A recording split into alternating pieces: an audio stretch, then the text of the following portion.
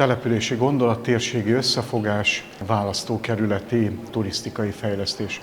Talán ezekben a címszavakban lehetne összefoglalni a mai délelőttnek a kiinduló pontját, hiszen 2019-ben egy térségi összefogással turisztikai fejlesztési terveket adtunk le Lázsák Sándor képviselő úrnak.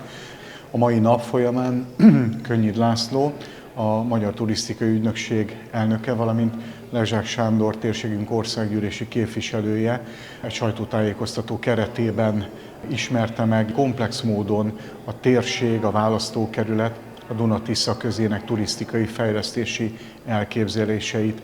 Én azt gondolom, hogy egy nagyon jó anyag készült, olyan anyag, amely a kiinduló pontot figyelembe vette, milyen turisztikai adottságokkal rendelkezünk, és egy olyan turisztikai jövőképet fest, amely arról szól, hogy hogyan lehet azt a vendégéjszaka számot, a turistákat növelni, milyen a turisztikai attrakciókkal, milyen fejlesztésekkel, és ezek megalapozó dokumentumai ma kerültek átadásra. Itt Bugacon, az Aranymonostorba, a térség egyik kiemelkedő turisztikai attrakciójának helyszínén. Én nagyon bízom benne, hogy a kiinduló pont után jönnek majd azok a fejlesztési elképzelések és lehetőségek is, amelyek megalapozhatják azt, hogy ez a térség valójában egy Duna-Tisza közi turisztikai régióvá váljon.